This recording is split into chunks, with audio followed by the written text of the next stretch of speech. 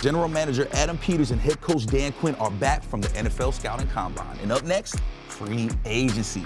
We've assigned a few familiar faces that will be back in the burgundy and gold. And the prospect professor is back in the building. He's in the film room to talk top edge rushers in the 2026 draft class. And speaking of what went down in Indy. Do you know who this player is? Oh my gosh. Looks like Logan got him some revenge out in Indy last week. We'll see who out in Indy knew about the great Fred Smoot. All that and more right now on Command Center.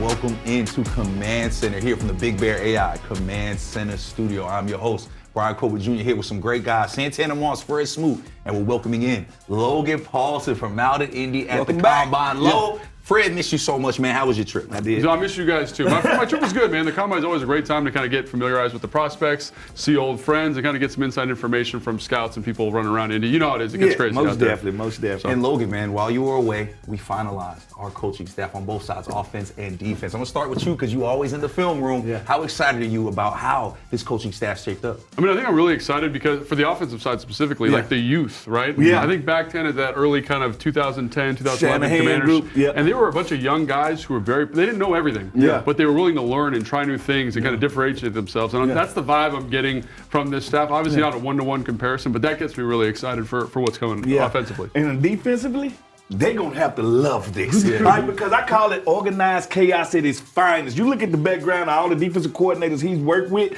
this is what I like. I like aggressive defensive coordinators that dictate terms. He's going to dictate terms, and I think everybody on the defense is going to benefit from that. I think one of the things that stand out for me is just talking and listening to Coach that first presser. He emphasized that, hey, he want to make sure that he develop these coaches that he bring in. So just in case, you might, lose a OC or a DC, I can internally, promote guys. And you saw that, he have two guys that we're promoting that's on that offensive staff. So I'm just looking forward to seeing those guys get their shot, man. And I'm very intrigued to see the experience from all the other coaches. Some exciting times here in the offseason, getting to bring some guys back in as well. It's not just the coaching staff, fellas, that we're bringing some guys back. We're also bringing back some of our key free agents, some veteran leadership in the building, fellas. The Commanders are officially bringing back offensive lineman Andrew Wylin, after already giving a contract extension to punter Tress Way. And fellas, per reports, offensive lineman Nick Allegretti will also be returning to Washington. Some key pieces returning to this offense in 2026. And right now, we get to welcome in one of those pieces. Welcoming in offensive lineman Andrew Wylin. This is Securing the W, presented by Hercules Fence. Security in every job. The big guy just put pen to paper. Andrew Wylin here in the Big Bear AI Command Center studio. My brother, how you feeling? You smell like money. I feel great, man. The energy in the building is great. Just seeing all the guys, everybody on staff in the building, man, it's just been a great day. Great day. Congrats, man. Speaking of how the energy felt, you've been here 2 years already with this staff. How easy was this process for you, just knowing that, hey, I've been here. If I have an opportunity to come back, man, it's no other place I want to be. And that's exactly it. I knew if we could get something close to something that sounded good, it was a done deal. You know what I mean? I knew this was a place I wanted to be. No doubt. Now, how does it feel knowing that now Coach Bilal has been promoted to OC? Now you know who he is, and you got a little taste of what he wanted to get done. How you feel about that? Stoked, super stoked. I feel like a lot of everyone else around here too. It's such a bright young mind in this business, and just what he's shown since he's been in this building. It's truly special. So sky's the limit for Blau. No doubt. So we talked about the staff. I think the other thing that I find really interesting is the room, right? You got young guys, you got old guys. Yeah. How important is that group kind of coming back together with a bunch of people and that continuity for you? Yeah, I think it's super important. Yeah. You get guys from all walks of life, all different levels of experience, and just it really helps build something special, build that culture, build that energy, and so that's really something that you want. You and Allegretti gonna be together the rest of y'all. It doesn't matter wherever one of y'all go, the other one goes. So he's been your travel brother since you started this voyage, right? Yes, and that's my guy, man. That's my best friend, man. Our families are close, and good. And I'm stoked for his opportunity this year as well. And Andrew, we know how big of a deal this is for you and your career, right? But you came in with some loved ones, you came in with some people. Yeah. How awesome is it to share this part with your loved ones and your family? Because these things aren't promised. Yeah. You earned this, bro. Thank you. And, it's super special, man. And it's like, I got my agent and his family here, and it's just they've been working so hard for me for so long, and so this is special for those guys too, and just overwhelming support in my life right now. So it's a good time. And we are part of that overwhelming support, man. We are so happy for you. Congratulations, bro. I'm so happy for you, Andrew Wiley. Congratulations, man. Can't wait to see what you do. Thank you. I appreciate it, fellas. Yes, sir. Thank you, guys. A few important dates in the NFL as teams gear up for free agency in the 2026 NFL Draft. And last week, Logan caught up with General Manager Adam Peters at the NFL Scouting Combine out in Indy. Let's check it out. Where does the Combine fit for you in terms of like data gathering? Like what's the main focus for you here? Yeah, the interviews are a big deal, Sure. and the medicals, which we'll get later, are a really big deal. But yeah, just getting to kind of know these guys a little bit better, talk to them in person. Most of the time, it's the first time you get to talk to them. Some of these guys you may have met, in passing another time, but really getting an idea of how they are as people, like their personalities. Really, like you've heard about their personality. We have so much information. Our scouts do a great job of learning everything they can about the guy, and I've read it on a screen, but I haven't actually seen it in person. So for that to come to life, it's been pretty cool to see these guys. And I'll tell you what, every year I come here, I feel like the guys get smarter, and maybe they're prepped because they have guys like you I don't know about all that, man. prepping them. But that we had a really impressive group of 45 guys. This is Top 5, presented by UA Local 5 Plumbers, protecting the health of the nation's capital since 1890. Now, these next few months will be big for AP and company, with experts marking a few edges to Washington at number 7. Let's take a look at some of the top edges our guys have in this 2026 NFL Draft class. Our draft guru and prospect professor have some similar lists when it comes to the edge. Texas Tech's David Bailey and Ohio State's Arvell Reese are sitting atop their list after some impressive performances at the Combine. Looks like some great minds think alike. And we have the dynamic duo standing by in the film room to break down some of these edges. Both Fred and Logan are here. Thanks, BC.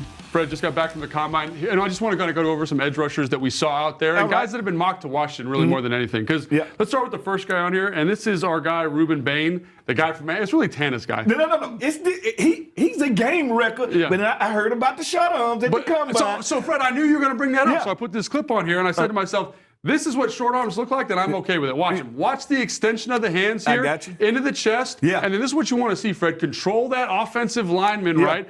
Pull that inside pad. There you go. That leverage. You see where that knee is off the ground? That's that low center of gravity, and he's still moving. These knees are not on the ground. That low center of gravity right there throws that big horse out the way like that. So if that's what short arms gonna get you, I'll take it. And I'll tell you this too, Fred. This man right here was at the Combine. You know what his arms measured at? 35 inches. Yeah. So 5 inches longer than Ruben's right here. And it didn't happen. I don't see any benefit to it for him right here because why? Ruben Bain is a football player, right? He and is. his tape's outstanding, but I love the physicality, love the hand placement, love the push-pull here. Watch him work down the line, Fred. That's the kind of work ethic we need from our defensive linemen. Then people talk about pass rushing, right? Yeah, most definitely. Oh, my gosh. So he's right down here at the bottom. This is my favorite thing about him, Fred, is watch the line, right? So we're not going to run up and away. We're going to shave this angle right here, and then we're going to turn the corner, Fred, right? All right. And that's what a good edge rusher does. Let's take a look at it. Shave the edge. Then get off. And you talked about that bend, Fred? Yes. What is that? Get that you shoulder. see that hip right there? Yeah. He got the ability not only to get low enough to go around this guy, but still he's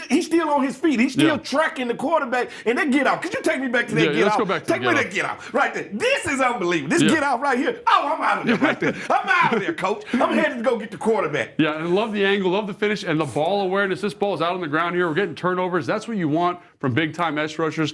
83 pressures last year in college football, man. That gets me pretty juiced up. But, Fred, even though I like Ruben Bain. You know I like Bailey. I love some David Bailey, man. Yes. He is a special football player because he rushes the passer probably better than anybody else in this class, man. He's been doing it for years. So, Fred, you said this to me the other day. He's got a spin move. He's got power. Let's take a look at the power real quick. Watch him. He's not a big man, but look at that. Set the angle up the field.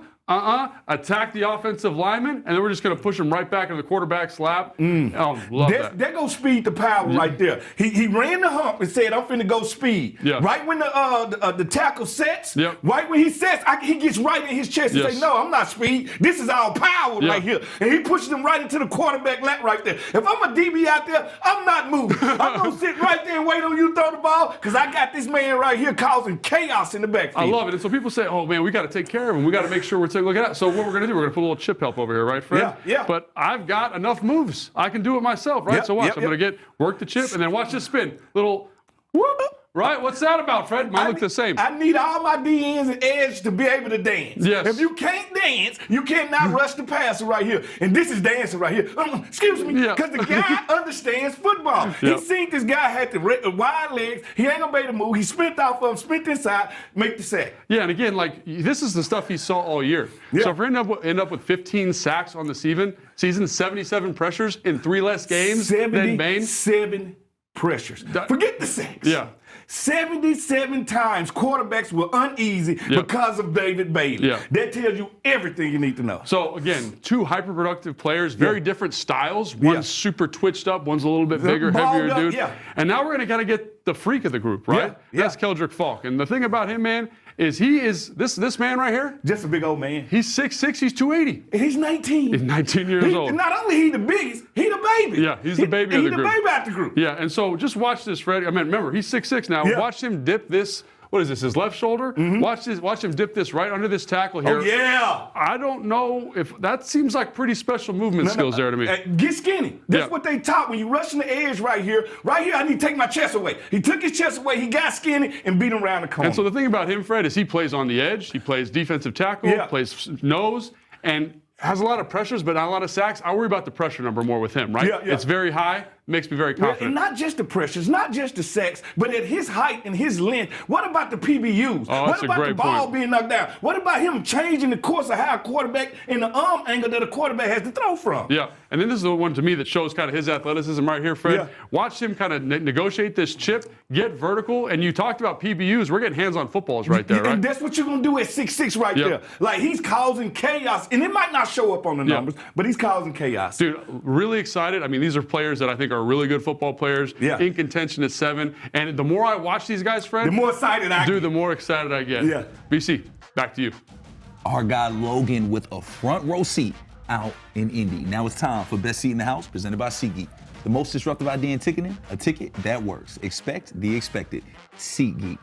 Now, if you want Logan's full breakdown of the 2026 NFL Scouting Combine, be sure to check out the Drive to the Draft podcast. The guys are killing it all off season long. It's the Prospect Professor gearing us up for the 2026 NFL Draft by breaking down each position group, talking with draft experts, and sharing his top prospects. You can check out the Drive to the Draft podcast, streaming on all podcast platforms right now. You can check it out today. And since we have both of our draft gurus back in the building, let's talk more about these prospects. Let's look at Logan's winning numbers, brought to you by the Maryland Lottery. Please play responsibly. Now, our guy Lo put together some of your top prospects who helped themselves out in Indy. How did these performances make the top of your list, Logan? I mean, the combine's about height, weight, speed, right? All these guys jumped high, ran fast, and measured big. That's winning the combine. Logan, so great to have you back from Indy, and we know there's so much to talk about, so let's get right into it. It's time for Mission Ready, powered by Big Bear AI. Mission Ready AI for a rapidly evolving world. And we got the guy, Logan Paulson, back from the combine. Great to have you here, buddy. And I know it's all about the edge rushers, man. What did you see from the edge rushers out of the combine? Yeah, I mean, it's kind of an interesting group, Fred, and to it was just because the top 2 of the top guys didn't really work out. So Ruben Bain, he just measured, came with those weird arm measurements, but Arvell Reese, David Bailey, I think kind of helped themselves, probably going to be top 10 picks. And Keldrick Falk, the other kind of first-round edge rusher, he did drill work but didn't run. You know what I'm saying? So it's just kind of like one of those groups that felt maybe a little bit anticlimactic. The good guys did good stuff, but the guys kind of down the list, Can you agree that it's a diverse group? Like, none of these guys have the same body build. Like, when you talk about Falk, you talk about could be the biggest DN edge rusher in there. He's only 19 years old. He's a puppy. Then you got other guys that's 23 years old, already established. So it's a diverse group right there. And Logan, you mentioned the arm length. Yeah. Is that a real thing? I mean, it is a real It thing. is. I It mean, is. like I think people are probably hyping up a little bit too much, but it is a variable that you got to kind of account for. Like if you look at historic outliers, you think about that bell curve. People fall in that kind of middle section, the mean of the position. Yeah. And when you're a historic outlier, like he had the 4th shortest arms in the history of the combine. It's just not a lot of data points to say this is going to be successful. Yeah. He's a heck of a football player now, so don't go too far from the tape. Yeah. Just kind of be aware of it as you're going through the process. What I would ask though, and this is something I should have asked off camera, but what I would ask is, how many times you heard that come up that a guy didn't meet the criteria, Measurements, and then that guy didn't pan out to be anything? Yeah, that's what I would ask. That's a good question. We got to go back and look at it because there is a big confirmation bias with the league. They kind of select people out of positions, right? You think about offensive linemen specifically, right? Yeah. Hey, he's got subpar arm length. He just moves into guard. All of a sudden you're like, it doesn't work because we are selecting out of this trait. So I think that's the thing that's really hard about it is like the coaches have a big say in it and what they're looking for. So that's a good question, No, Tana. it But is. I think if there's a guy, If there's a guy you want to bet on though, it's probably Ruben Bain. I mean, his tape's outstanding. And Tana, it's a great question because the same things were said about a guy like Melvin Ingram, who we've seen what he's been able to do as a defensive end. So there is ways where if you do have those short arms, you can still find success. Now, Fred, it's not just edge rushers. We've seen safeties, linebackers, all mocked to the Commanders at number 7. What have you seen from the linebackers and safeties during their combine? Well, I tell you what, Sonny Styles, my guy. All right, listen, the guy 6'5", 240, 4'3", 43-inch vertical. He checked every box. Like, that's unbelievable. Like, usually you have a guy, you be like, he does everything but this. This guy does everything because from what I'm hearing, his football IQ is the plus of all of that talent. So him, his brother, another Styles. If your last name was Styles and you was at this combine, you had a good week. Then you had a guy like Caleb Downs. I think some of his medicals came up, might have been a red flag, but he's just too good at a little bit of everything. He's going to be available. He's going to be a guy that people reach for. So I thought could have been the best group of linebackers and safeties I've seen work out probably in the last 10 years. You agree with that? Yeah, I mean, I definitely think with the safeties were excellent, man. They got a bunch of guys running 4.3. They all measured crazy long and tall, and like in the field work, they all moved really well. Yeah. And it was funny because like we try to put our list together, and there's guys that aren't on the list. I'm like, that guy's why is he not? That guy's 6'3", 210, and he ran a 4.3. Like, I gotta go watch him now, right? Yeah. So I think that group was really fun. The linebackers, again, because Sonny Styles was so good, brought a lot of attention. But Rodriguez from Texas Tech had a great week. Lewis from Pittsburgh had a great week too. So it was I think both those groups, like Fred said, had really solid performances. And Tan, it's easy for us to focus on defense after what we saw last year, being at number 7. However, we have seen offensive playmakers be mocked to us at number 7. As the offensive guy, how would you feel if we went offense at number 7?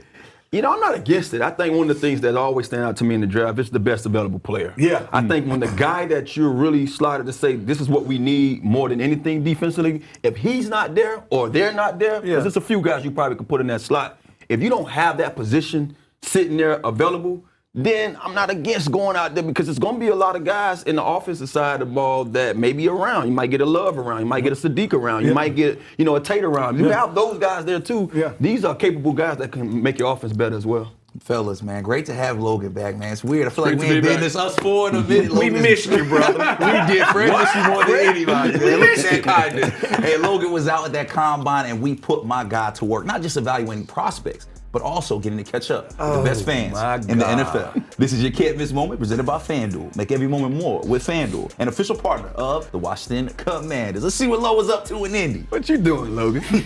Out here at the Combine in front of Lucas Oil Stadium. And Fred, you had so much fun at my expense. Who is Logan Paulson? Who's this man? It's my turn to see if anyone knows who you are. Do you know who this player is? Oh my gosh. No. Yeah, I know that. He plays DB. Nah. Dude, this is tough. This is tough. This is tough. So, do you know who this player is right here? I do. Oh my God. Oh man, it's not Dowdy. It's Reed Dowdy was the name you were about to say? I do not know who that is. I don't know who that is either. Do you know who it is? No. Okay. Do you know who this is by any chance? No. I don't know. You saw him here? But he was over there, I think. Yeah. Cool. That's not Landry, is it? Yeah, good guess, though. A little bit skinnier than him. Not Fred Stokes. No, Fred Smoot. There we go. That's what I'm talking about. I can hear him because he talks a lot. Fred Smoot. Yes, that's Fred Smoot. That's Fred Smoot. Look at that guy. Cold turkey. Do you watch any of his content, any of his shows? Not that much. Oh, cool. That's my friend, Fred Smoot. He's your friend? Wife. I mean, I know one of his kids' moms. Fred Smoot. Fred. Mississippi State. Dude, talk about it. Do you listen to any of our shows? Any? Yes, sir. You're Logan Paulson or something? No, I'm sorry. Dude, you just made my day. Thank you so much. Really appreciate it. Enjoy the combine. Yes, sir. Thank you. Well, Fred, looks like you and I aren't that different. But if you fans at home want more draft content, make sure you check out my interview with General Manager Adam Peters. It's on the Commanders YouTube page. And if you want more draft content talking about prospects, check out Drive to the Draft wherever you get your podcast. But that's it from Indianapolis. Hey, man. Hey, if they don't know Fred, they don't know one of his baby mamas. That was crazy. That was such long and angle. I don't know how that was going to go. Excellent job. That's my friend. I mean, I know his wife. I mean, his kids don't want to hold on themselves, didn't they? But more people knew me at the combine than knew you in San Francisco. It is true. But you know what? I'm not mad for you getting me back. That's fine. No, it's good, man. gosh. It's good little vibe, little heat check. I feel like this is going to start just a trend of things that we're going to be doing all offseason long. So make sure you always tune in to the Commanders YouTube page. This is Command Center. I'm your host, Brian Colbert Jr. here with Santana Moss, the people everybody knows, Fred Smoot, and of course Logan Paulson back out here from Indy. We'll catch y'all next week on Command Center. We out. Haters.